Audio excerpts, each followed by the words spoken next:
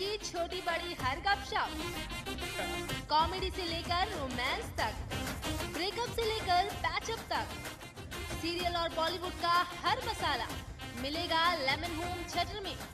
देखिए सिर्फ lemon news पर।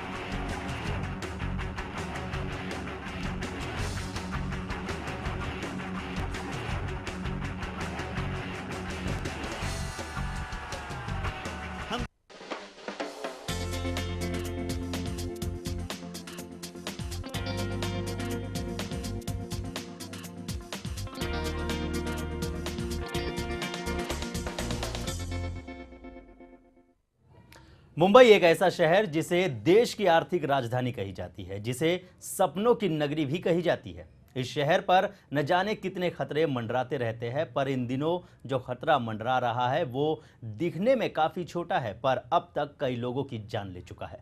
इससे निपटने के लिए तैयारियां तो खूब चल रही है, फिर भी कई मामलों में असफल हो रहे हैं। आखिर कौन है यह मौत का छोटा एजेंट, ये हम आपको बताएंगे और साथ ही साथ उस पर से पर्दा भी उठाएंगे। इसके अलावा आपको बता दें कि मुंबई शहर में डेंगू का प्रकोप बढ़ता ही जा रहा है। रोजाना डेंगू से काफी मरीज जो है वो इसका शिकार बन रहे हैं।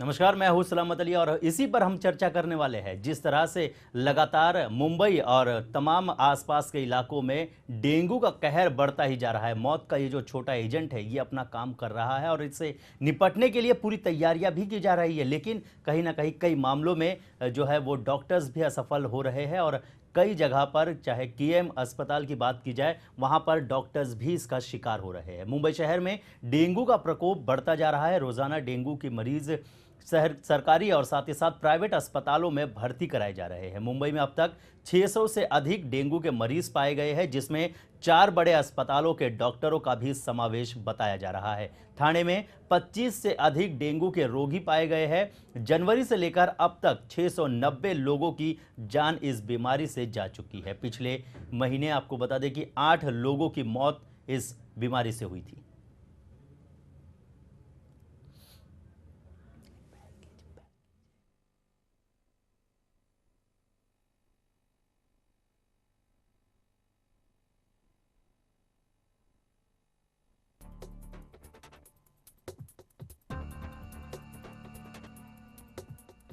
महाराष्ट्र में डेंगू का लगातार बढ़ता कहर।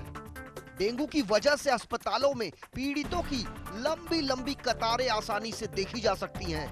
डेंगू पीड़ितों की संख्या इतनी ज्यादा बढ़ चुकी है कि इसके लिए अस्पताल भी कम पड़ने लगे हैं। डेंगू के शिकार केवल आम लोग ही नहीं, बल्कि केईएम अस्पताल के 2 डॉक्टर तो हिंदुजा अस्पताल का 1 डॉक्टर ग्रसित है। पिछले महीने केईएम अस्पताल में डेंगू के चलते एक डॉक्टर की मौत भी हो चुकी है। मुंबई से सटे ठाणे जिले में डेंगू का प्रकोप तो इस कदर बढ़ा कि एक ही बिल्डिंग के 25 लोग डेंगू की चपेट में आ गए। इस घटना से साफ पता चलता है कि डेंगू किस तरह महानगर में लोगों के जीवन पर हावी हो रहा है। जे कर्मचारी घरोघरी तपासणीला येत आहेत त्यांना पूर्णपणे सहकार्य करावं व कोणालाही फवारणी करण्यासाठी अथवा रक्त देण्यासाठी किंवा माहिती देण्यासाठी विरोध करू नये आणि घाबरून जाण्याचं कोणतेही कारण नाही। महापालिका सर्वपरीने पूर्ण क्षमतेने सुधाचा प्रतिबंध करण्यासाठी कामाला लागली। मुंबई में तेजी से बढ़ते डेंगू के प्रकोप को रोकने के लिए मनपा प्रशासन भी हरकत में आ चुका है। डेंगू के प्रति जनता में जागरूकता फैलाने के लिए मनपा ने सोशल मीडिया सहित कई अन्य तरीकों का उपयोग करना शुरू कर दिया है। इसी के साथ प्रशासन द्वारा शुरू किए गए इस अभियान के तहत पिछले कुछ दिनों के भीतर डेंगू के लार्वा पाए जाने के कारण 13,215 लोगों के खिलाफ मामले दर्ज किए गए। वहीं डेंगू के लार्वा वाले 1,300 स्थानों को नष्ट भी कर दिया गया। डेंगू का कहर रोकने के लिए हर व्यक्ति को जागरूक होना होगा। घर के साफ सफाई जितने अहम है, उसके साथ ही कूड़ा करकट को भी बाकायदा कूड़ेदान में फेंकना होगा। इसके अलावा डेंगू से निजात पाने के लिए सोते वक्त मच्छरदानी का इस्तेमाल करना बेहद जरूरी हो चुका है। डेंगू के मरीजों की बढ़ती संख्या को देख इस बात का अंदाजा लगा पाना मुश्किल है कि क्या बढ़ते डेंगू के प्रकोप से बीएमसी लोगों को निजात दिला पाएगी। क्या बीएमसी की जो यंत्रणा है वह डेंगू पर लगाम कस पाने में पूरी तरह सार्थक है। ऐसे कई सवाल हैं जिसका निदान आज नहीं तो कल महानगर पालिका को निकालना ही होगा। Poonam Yadav, Lemon News, Mumbai.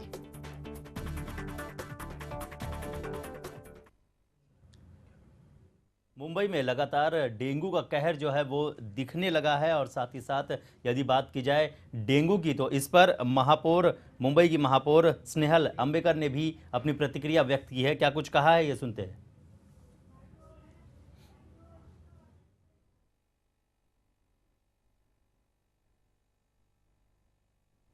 जे काय आता येथे आपण तर त्याच्यावरती काय आपलं नियंत्रण आहे आणि काय काय प्रशासनाने केले किंवा वैद्यकीय डिपार्टमेंट जे म्हणतात त्यांनी त्याच्यावरती काय काय केलं त्याचं त्यांनी एक प्रेझेंटेशन दाखवलं आणि प्रेझेंटेशन बघितल्यानंतर एक गोष्ट लक्षात आली की या डेंगू आजारावरती जनजागृती आणि पुरेसं आराम हे दोनच सध्या औषधं उपलब्ध आहेत आणि मला वाटतं आयुक्तांनी त्याच्या नोटिसा पाठवलेल्या आहेत पण त्या इंजिनिअरिंग डिपार्टमेंटला असतील पण तरीसुद्धा जबाबदारीपूर्ण। तो फिलहाल मौत का ये छोटा एजेंट डेंगू लगातार अपना कहर बरपा रहा है और साथ ही साथ लगातार इसकी चपेट में मुंबई कर्ज आ रहे हैं और सिर्फ मुंबई ही नहीं बल्कि मुंबई के आसपास के इलाके, चाहे थाने की बात की जाए या फिर नवी मुंबई की बात की जाए, यहाँ पर भी इसका कहर जो है वो देखने को मिल रहा है। इसी पर हम चर्चा करने वाले हैं। चर्चा के लिए हमारे साथ स्टूडियो में हमारे वरिष्ठ सहयोगी संजय मिश्रा जी मौजूद है। संजय जी, आपके पास सबसे पहले यही पूछना चाहूँगा कि आखिर क्या वजह है, बीएमसी ने भी अपने हाथ खड़े कर दिए हैं इस पूरी चीज़ से, आखिर जो मुंबई का है अब वो कहाँ जाए इस बीमारी से निपटने के लिए।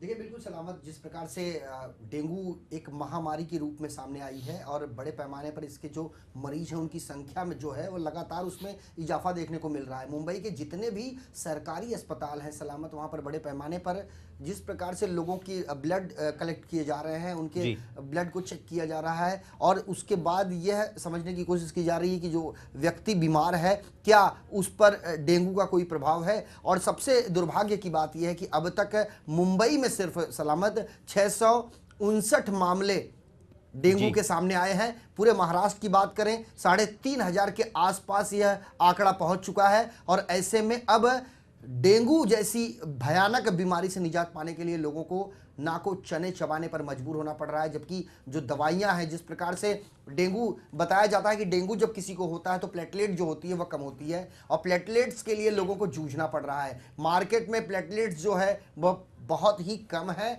यही कारण है कि अब मार्केट में भी इसका पूरा फायदा वह तमाम दुकानदार जो है वह उठा रहे हैं। 12,000 रुपए की वह एक थैली प्लेटलेट की तमाम मरीजों को दे रहे हैं और ऐसे में उन मरीजों के घर वालों के ऊपर क्या बीत रही है, क्या इसके लिए उनके पास इसकी और कोई व्यवस्था है, इन तमाम चीज़ों से मानो किसी को कोई सरोकार नहीं रह गया है। वहीं अब यंत्रणा जो है बृहन मुंबई महानगर पालिका, जिसका सालाना आर्थिक बजट 32,000 करोड़ से भी अधिक का रहा है, क्या बृहन मुंबई महानगर पालिका के पास कोई विकल्प नहीं रह गया। हमने बृहन मुंबई महानगर पालिका की जो स्वास्थ्य संचालिका है सुहासिनी नागदा, हमने उनसे बात करी थी, हमारी टेलीफोन पर जब उनसे बात हुई थी, उनका यह कहना था कि जो हाई प्रोफाइल इलाके हैं वहां से जो औसत निकल रहा है डेंगू का वह ज्यादा निकल रहा है, बजाय जो नॉन स्लम पॉकेट होते हैं, जहां चालियां होती हैं, जर्जर इमारतें होते हैं, वहां से जो है जो उसका जो औसत निकल रहा है, जो परसेंटेज निकल रहा है,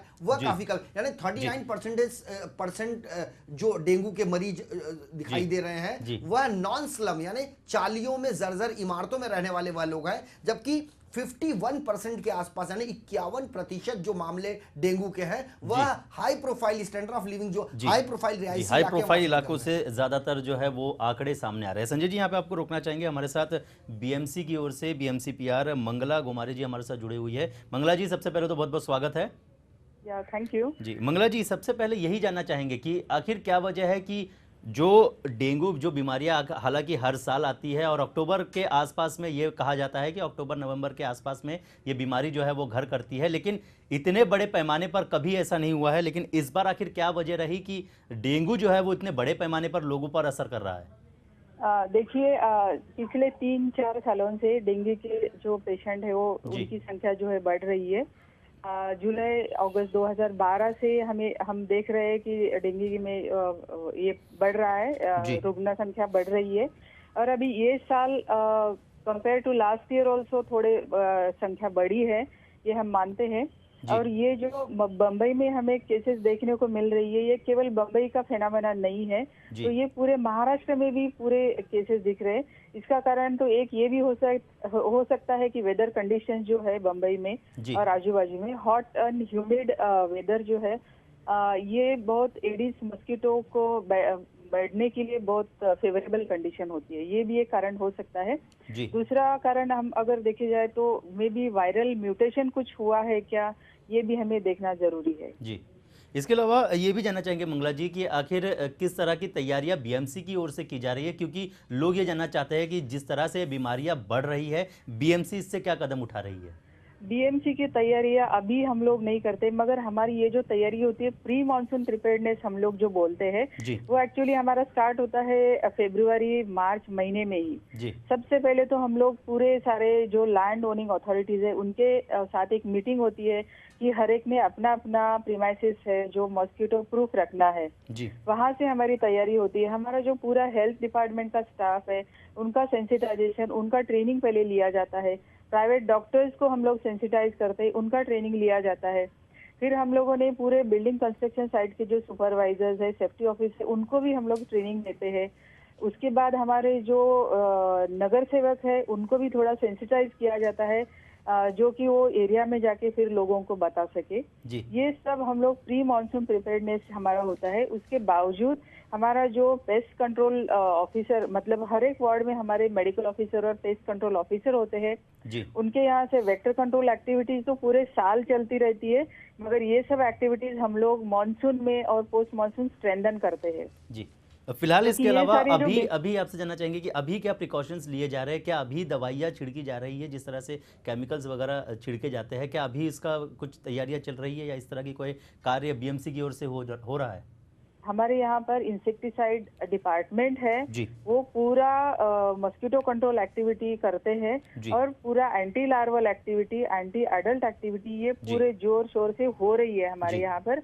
उसके बावजूद हमें जो प्रॉब्लम आ रही है वो मेन प्रॉब्लम है कि जैसे कि अभी आपने बताया, हमारा जो एनालिसिस है उसमें ऐसे दिख रहा है कि ज्यादातर डेंगू के केसेस हमें नॉन स्लम एरिया से, एफ्लुएंट एरिया से, जैसे पॉश लोकेलिटी से मिल रहे हैं। तो ये कारण है कि जब हम लोग ये पेशेंट के घर में जाके देखते हैं, सर्च करते हैं, तो ऐसा दिखाई देता है कि मोर देन 85% पेशेंट के घर में या उसके घर के आजू बाजू में या उनके नेबर के यहाँ पर हमें ब्रीडिंग मिल रहा है। तो ये बहुत चैलेंजिंग जॉब है कि बीएमसी का कोई भी स्टाफ हर एक घर में नहीं जा सकता है। तो वहाँ पर ये लोगों की जिम्मेदारी बनती है कि हर एक ने अपने घर में ऐसे कोई पानी जमा हुआ है या ऐसे ऑर्नामेंटल प्लांट्स है, फाउंटेन्स है, या आजकल वो फेंगशुई के नाम पर भी बहुत सारी चीजें रखी जाती है जिसमें पानी रखना पड़ता है। तो ऐसी सारी चीजें आप देख ले, पानी बदल कर दे, आप 7 दिन के अंदर पानी चेंज करना चाहिए और आपने देखना चाहिए हर एक ने कि इसमें ब्रीडिंग ना हो। जी, इसके अलावा मंगला जी, जिस तरह से आपने कहा कि काफ़ी मुश्किल हो जाता है बीएमसी के कर्मचारियों को भी हर एक पेशेंट के घर पे जाना, तो क्या अपील आप जनता से करेंगी ताकि जनता अपनी ओर से जो है वो अपनी ओर से कदम उठा सके, इस बीमारी से लड़ सके? हम लोग बार बार यही बोल रहे हैं कि आप डेंगू के जो मच्छर है वो घर के अंदर छोटे छोटे कंटेनर में पलते हैं और वहाँ उनकी पैदाइश ज्यादा होती है। तो इसलिए आपको ध्यान रखना है कि अगर आपने गैलरी में कहीं पर प्लांट्स रखे हुए, उसके नीचे प्लेट्स रखिए, उसमें पानी जमा हो रहा है, या एसी का ड्रेनेज बराबर नहीं हो रहा है, एसी के यहाँ से जो पानी बाहर आता है वो कहीं पर जमा हो रहा है, या कहीं पर लीकेजेस है, घर के अंदर आपने ऑर्नामेंटल प्लांट्स रखे हैं उसमें पानी है, तो ये सब चीजें कृपा करके आप जल्दी से जल्दी बाहर निकालिए। और अगर घर में रखना भी है तो 3-4 दिन के बाद आप पानी चेंज कीजिए। अगर और स्लम में भी हम लोग देखते हैं तो कंटेनर में पानी जमा करके रखते हैं, क्योंकि वहाँ पर 24/7 वाटर सप्लाई नहीं होता है, तो वाटर स्टोर करना पड़ता है। तो ऐसे जगह पर भी वो जो कंटेनर्स होते हैं पूरा वहाँ से पानी निकाल के अंदर से पूरा ड्राई क्लॉथ से साफ करना चाहिए। खाली पानी निकालने से भी वो अंडी निकलते हैं ऐसा नहीं है जी। तो ड्राई करना चाहिए और उसके बाद उसमें पानी फिर से भरना चाहिए, ये भी ध्यान रखना है। इसके बावजूद स्लम और स्लम लाइक एरिया में जहाँ पर भी कंटेनर्स होते हैं पानी के, वो सब हमारी यंत्रणा जो है, हमारा स्टाफ जो है घर घर जाके वो पानी में टेमीफॉस नाम की दवाई भी डालता है, ये भी हम लोग करते हैं। उसके बावजूद फॉगिंग वॉगिंग तो होता ही है, उसमें भी सब लोगों को सहयोग देने की बहुत जरूरी है। इसके बावजूद भी पर्सनल प्रोटेक्शन एक जो है वो बहुत अहम बात है जी। इसके लिए आपने ध्यान रखना है कि अगर किसी को भी बुखार आता है तो कोई भी घर में सेल्फ मेडिकेशन ना करे, तुरंत डॉक्टर के पास जाए। अभी ज्यादातर मलेरिया डेंगू की शक्यता होती है तो पहले तो तपास करके लेना चाहिए कि कोई कम्युनिकेबल डिसीज तो है नहीं, इसमें वेक्टर बॉर्न डिसीज तो नहीं है, ये देखना चाहिए और डॉक्टर के सलाह से ही दवाई लेनी चाहिए। जी, तो डॉक्टर की सलाह से ही दवाई लेनी चाहिए। फिलहाल मंगला जी हमसे जुड़ने के लिए और तमाम जानकारी के लिए बहुत बहुत धन्यवाद, ताकि लोगों को भी ये पता चल सके कि अगर इस प्रकार की कोई बीमारी हो रही है या उनके आसपास में इस तरह की कोई बीमारी नज़र आ रही है तो वो किस तरह से इससे निपट सकते हैं। हमारे साथ बीएमसी की प्रवक्ता मंगला जी जुड़ी हुई थी, जिन्होंने जानकारी दी कि किस तरह से इस बीमारी से निपटा जा सकता है। वहीं दूसरी ओर बात की जाए बीमारी की, तो डेंगू की बीमारी जो है वो लगातार बढ़ती जा रही है और इससे कहीं ना कहीं जो लोग हैं वो त्रस्त होते जा रहे हैं। मरीजों की यदि बात की जाए तो मरीजों की क्या कुछ संख्या है, ग्राफिक्स के जरिए हम आपको बताने की कोशिश करते हैं। ग्राफिक्स के जरिए हम आपको बताते हैं कि मरीजों की जो संख्या है वो पिछले महीने और अब में कितना इजाफा हुआ है। आपको बता दें कि बुखार में जो सितंबर के महीने में 9,786 जो आंकड़ा सामने आया था, अक्टूबर में वो बढ़कर 13,214 हो गया। मलेरिया की यदि बात की जाए तो 1,357 जो आंकड़ा था वो कम हुआ है, 1,000 आपको बता दें कि 164 हुआ है। डेंगू की बात की जाए तो डेंगू में इजाफा हुआ है। सितंबर महीने में जहां पर 167 था, वहीं अक्टूबर में 213 हो गया है। गैस्ट्रो जो बीमारी है 671 जो सितंबर महीने में रिकॉर्ड की गई थी, वो अक्टूबर में आते आते बढ़ गई और 809 केसेस रिकॉर्ड किए गए हैं। टाइफाइड की बात की जाए तो इसमें भी इजाफा हुआ है, 153 सितंबर महीने में रिकॉर्ड किए गए थे और अक्टूबर में 176 इसका आंकड़ा जो है वो पहुंच गया है। यानी ये मरीजों की संख्या है जो सितंबर महीने में और फिर अक्टूबर महीने का आंकड़ा है जो सीधे तौर पर बढ़ता हुआ दिखाई दे रहा है। मलेरिया में हालांकि कमी आई है, लेकिन उसके अलावा हर बीमारी में, चाहे बुखार की बात की जाए, डेंगू की बात की जाए, गैस्ट्रो की बात की जाए, टाइफाइड की बात की जाए, इजाफा ही होता जा रहा है। हमारे साथ हमारे वरिष्ठ सहयोगी संजय मिश्रा जी जुड़े हुए हैं। संजय जी, हालांकि बीएमसी जिस तरह से हमने अभी बात की, उन्होंने प्रिकॉशंस लेने की भी बात की, किस तरह से इस बीमारी से निपटा जा सके उसकी भी बात की, लेकिन कहीं ना कहीं वजह जो सामने आ रही है, जो तस्वीर सामने आती है, बुखार को छोड़कर बाकी हर चीज में, मलेरिया को छोड़कर हर चीज में इजाफा ही होता जा रहा है। बिल्कुल सलामत। जितनी जिम्मेदारी सरकारी संस्थानों की होती है, जितनी जिम्मेदारी सरकारी महकमे में कार्यरत संजय जी आपको यहाँ पे हम रोकना चाहेंगे। डॉक्टर रमेश बर्मन जी हमारे साथ जुड़े हुए हैं, नायर अस्पताल के डीन है। रमेश जी बहुत बहुत स्वागत है। हाँ जी रमेश जी, जानना चाहेंगे जिस तरह से बीमारी से निपटने के लिए बीएमसी हालांकि पूरी कोशिश कर रही है कि बीमारी से किस तरह से निपटा जा सके और अपनी ओर से जो है वो जागरूकता अभियान भी चला रही है, लेकिन उसके बावजूद केसेस की यदि बात की जाए तो चाहे सितंबर महीने की बात की जाए या अक्टूबर महीने की बात की जाए, केसेस लगातार बढ़ते जा रहे हैं। हाँ, हम लोगों ने जितनी जिम्मेदारी हमारे म्युनिसिपल कॉर्पोरेशन मुंबई महानगर पालिका है हमारे तरफ से लेने की जरूरत थी जी, उससे ज्यादा ये बार ज्यादा जिम्मेदारियां निभाई है। जो भी प्रिवेंटिव मेजर्स है, जो ये बीमारी फैलने के लिए ये होते हैं, वो हमने बीमारी फैलना नहीं चाहिए इसके लिए होते हैं, तो सब हमने ले लिए हैं। जैसे कि फॉगिंग, जो औषधि दवा की फवारनी करते हैं, तो बहुत जो जो जगह हमको लगे जी कि ये स्पॉट पे ये ऐसा हो सकता है, वो हर एक स्पॉट पे वो किया गया है। हाँ, और टेमिफॉस करके एक दवा आती है जो डेंगू के मच्छर नहीं फैलने चाहिए, पैदाइश नहीं होनी चाहिए। अभी जहाँ जहाँ हमें सोर्सेस मिले हैं और जहाँ जहाँ हमें सस्पेक्ट किया था वो सब जगह पे उसकी लास्ट ईयर से ज्यादा ये किया है, वो दवा फवारनी किया है, दवा का भी काफी इस्तेमाल किया गया है। और जहाँ जहाँ पानी की टंकियां है उसमें वो टेमिफॉस का लिक्विड सोल्यूशन डाल के उसमें वो अलियों की पैदाश न होनी नहीं चाहिए, ऐसे सब ये किया है। हर एक जगह हमने एडवर्टाइजमेंट लगा दिए है, ऐसी मटेरियल सब जगह डिस्ट्रीब्यूट किया है। और लोग घर घर जाके हमारे सब वर्कर्स और पेस्टिसाइड कंट्रोल के वर्कर्स और हेल्थ वर्कर जो है वो लोगों को क्या क्या प्रिकॉशन लेना चाहिए इसके बारे में जानकारी दे रहे हैं। जैसे कि बच्चों को पूरे कपड़े पहनने चाहिए, बुखार होने पर तुरंत डॉक्टर को मिलने की जरूरत है जी। तुरंत। इसके अलावा रमेश जी एक चीज ये भी जानना चाहेंगे कि यदि नायर अस्पताल की बात की जाए तो नायर अस्पताल में कितने केसेस आए थे और उन्हें कितना उपचार किया गया है? हॉस्पिटल में अभी इस समय 7 या 8 पेशेंट है जी। और सब जगह से हमारे जो भी प्रॉपर ट्रीटमेंट है वो प्रॉपर ट्रीटमेंट उनको दी जा चुकी है जी। और दी जा रही है जो भी एडमिट है जी। और कोई भी पेशेंट अभी सीरियस है ही नहीं हमारे पास जी। और पूरी तरह से ये हमारे इलाज किया जा रहा है और हम लोग पूरे प्रिकॉशन लेते जा रहे हैं जी। और हमारे कैंपस में भी इसके पैदाइश न हो और कुछ ऐसी घटना न घटे, इसलिए सब प्रिवेंटिव मेजर्स ले चुके हैं हम लोग जी। जैसे कि पानी के साफ सुथरा पानी कहीं जमा न होना चाहिए, फॉगिंग का बार बार की जा रही है, टाइमिफॉस का उपयोग किया जा रहा है। और हमारे तो पूरी तरह से तैयारियां जो है नायर अस्पताल की ओर से भी जो है वो सुरक्षा प्रिकॉशंस जो है वो लिए जा रहे हैं और ताकि जो बीमारियां है उससे निपटा जा सके और आगे ये बीमारी और ना फैले, इसके भी पूरी जो है वो पूरी तरह से जिम्मेदारी लेते हुए इस पर भी जो है काम जो है वो किया जा रहा है। फिलहाल रमेश जी हमसे जुड़ने के लिए और तमाम जानकारी के लिए आपका बहुत बहुत धन्यवाद। तो सीधे तौर पर यदि बात की जाए डेंगू की तो डेंगू हालांकि बढ़ता जा रहा है लेकिन प्रिकॉशंस अपनी ओर से चारों तरफ लिया जा रहा है, बीएमसी की ओर से लिया जा रहा है। नायर अस्पताल से रमेश जी जो कि यहाँ के डीन हैं उन्होंने भी बताया कि किस तरह से प्रिकॉशंस यहाँ पर लिया जा रहा है और साथ ही साथ जो मरीज़ उनके पास आ रहे हैं उन्हें तुरंत उनका उपचार किया जा रहा है ताकि किसी प्रकार की कोई दुर्घटना या जिस तरह से ये बीमारियाँ लगातार बढ़ रही है उससे लोगों को ज़्यादा हानि ना पहुँच सके।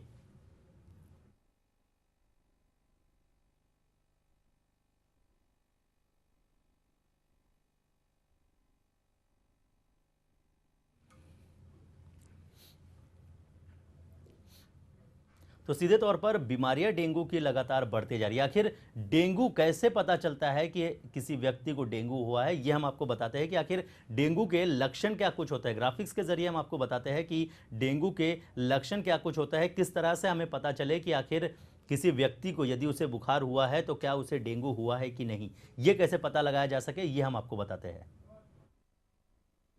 लक्षण असल में तेज सिरदर्द और बुखार होने लगता है, मांसपेशियों और साथ ही साथ जोड़ों में दर्द होने लगता है, आंख के पिछले हिस्से में भी दर्द शुरू हो जाता है, साथ ही साथ जी कच्चा होने लगता है, नाक, मुंह और मसूड़ों से खून निकलने लगता है। ये तमाम चीज़ें जो है वो लक्षण है कि किस तरह से डेंगू के जो लक्षण पाए जाते हैं उसमें ये सारी चीज़ें जो है वो सामने आती है।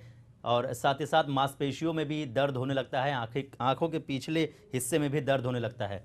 इसके अलावा डेंगू से कैसे बचा जा सके ये भी हम आपको बताते हैं। यदि डेंगू किसी व्यक्ति को होता है या डेंगू की शिकायत हो रही है या अपने आसपास में डेंगू के केसेस ज़्यादा आ रहे हैं तो उससे किस तरह से निपटा जा सके, किस तरह से बचा जा सके, ये भी हम आपको बताते हैं ग्राफिक्स के ज़रिए कि आखिर डेंगू से कैसे बचा जा सके। आपको बता दें कि घर के आसपास पानी के बर्तनों और गमलों में जहाँ पानी जमा होता है वहाँ पर पानी न जमा हो। हफ्ते में एक बार कूलर को खाली ज़रूर करें ताकि कूलर जो है वो जो उसके अंदर का पानी होता है उसे साफ हो सके। डेंगू मच्छर के काटने से बचाव के लिए पूरे शरीर को ढाकने लायक कपड़ा पहने। यदि आप सो रहे हैं या आप घर में भी है या कहीं भी है तो कपड़े ऐसे पहने कि पूरा शरीर आपका ढका हो। सोने से पहले मच्छर भगाने वाला स्प्रे छिड़के और साथ ही साथ मच्छरदानी का प्रयोग करें ताकि इससे भी काफ़ी हद तक बीमारी को जो है वो अपने से दूर किया जा सकता है। इसके अलावा घर से बाहर जाते वक्त बर्तनों में जो पानी होता है उसे खाली कर देना चाहिए, ताकि क्योंकि पानी के जमा होने से ही ये बीमारी जो है वो होती है। घर से बाहर जाते वक्त बर्तनों के पानी को जो है वो खाली कर देना चाहिए, ताकि ये तमाम वो चीज़ें हैं जिससे हम इस बीमारी से जो है वो दूर रह सकते हैं। हमारे साथ हमारे वरिष्ठ सहयोगी संजय मिश्रा जुड़े हुए हैं। संजय जी, जिस तरह से बीएमसी की ओर से हमने बात की, साथ ही साथ डॉक्टर्स से बात की, उन्होंने बताया कि किस तरह से ये बीमारी, और ज़्यादातर सभी ने ये कहा कि बीमारी जो है, जो डेंगू होता है, वो ज़्यादातर अपने घर के आसपास में पानी जमा होने की वजह से होता है। हमारे पास समय की कमी है, इस वजह से इन शॉर्ट में आपसे जानना चाहेंगे कि यदि आप सलाह देना चाहें तो क्या कुछ सलाह देंगे, क्योंकि डेंगू लगातार मुंबई में और मुंबई के आसपास के इलाकों में, या फिर यूँ कहें कि महाराष्ट्र भर में लगातार फैलता जा रहा है। तो इस पर यदि काबू पाना हो या अपने आप को सुरक्षित करना हो तो किस तरह कर सकते हैं? सलामत, समय की कमी होने के कारण बड़े संक्षेप में बताना चाहेंगे कि जिस प्रकार से बृहन मुंबई महानगर पालिका के जो पीआरओ हैं मंगला, और खास करके नायर अस्पताल के जो डॉक्टर रमेश हैं, डीन हैं, उन्होंने जिस प्रकार से बताया है, तो जितनी जिम्मेदारी सरकारी महकमे की होती है, जितनी जिम्मेदारी सरकारी संस्थानों की होती है, उससे उतनी ही जिम्मेदारी जनता की भी होती है, क्योंकि जनता के लिए सरकारी महकमा होता है, वह समय समय पर लोगों की सुविधा को देखते हुए अपनी योजनाओं को अमली जामा पहनाता है। तो लोगों का यह फर्ज बनता है कि अपने इलाकों में, अपने आसपास में यदि 2 दिन से अधिक का समय हो गया है, कहीं जल जमाव है, उसे वह साफ सफाई करें। पानी ज़्यादा से ज़्यादा पिएं, ताकि जो प्लेटलेट्स है उसमें कमी ना आए, और प्लेटलेट्स के लिए जो कालाबाजारी मार्केट में चल रही है उसके लिए प्रशासन को सजग रहना होगा, ताकि लोगों को इस बीमारी से समय रहते ही निजात मिल सके। ये कुछ तैयारियां हैं जिससे इस बीमारी से निजात पा सकते हैं और बचा जा सकता है। इसके अलावा पानी, जिस तरह से संजय जी ने भी बताया, और तमाम हमारे साथ जो मेहमान जुड़े हुए थे उन्होंने भी बताया कि अपने आसपास में पानी को जमा न होने दें, क्योंकि पानी जमा होने से ही वहाँ पर मच्छरों का जो है वहाँ पर आवास होता है, और उस वजह से बीमारियाँ लगातार बढ़ती है। फिलहाल हमारे साथ संजय जी हमारे साथ जुड़े हुए थे। संजय जी, आपका बहुत बहुत धन्यवाद तमाम जानकारी के लिए। इसके अलावा लोगों से भी हम अपील करेंगे कि यदि उनके घर के आसपास कहीं पानी जमा हो रहा है तो उसे ज़रूर साफ़ कराएं, और साथ ही साथ यदि कहीं झील है या फिर कहीं ज़्यादा पानी जमा हो रहा है, या फिर अपने इलाके में आपको लग रहा है कि यहाँ पर डेंगू का काफ़ी केसेस जो है वो सामने आ रहा है, तो बीएमसी से आप संपर्क करें, ताकि बीएमसी के पास जो है वो उनकी जो टीम होती है, जो कर्मचारी होते हैं, वो आपके इलाके में आके, जो उनके पास पेस्टिसाइड्स होते हैं वो आपके इलाके में छिड़के, ताकि बीमारी को रोका जा सके। फिलहाल हमारे इस खास पेशकश में बस इतना ही। तो मुझे यानी सलामत अली और मेरी पूरी टीम को दीजिए इजाज़त। नमस्कार।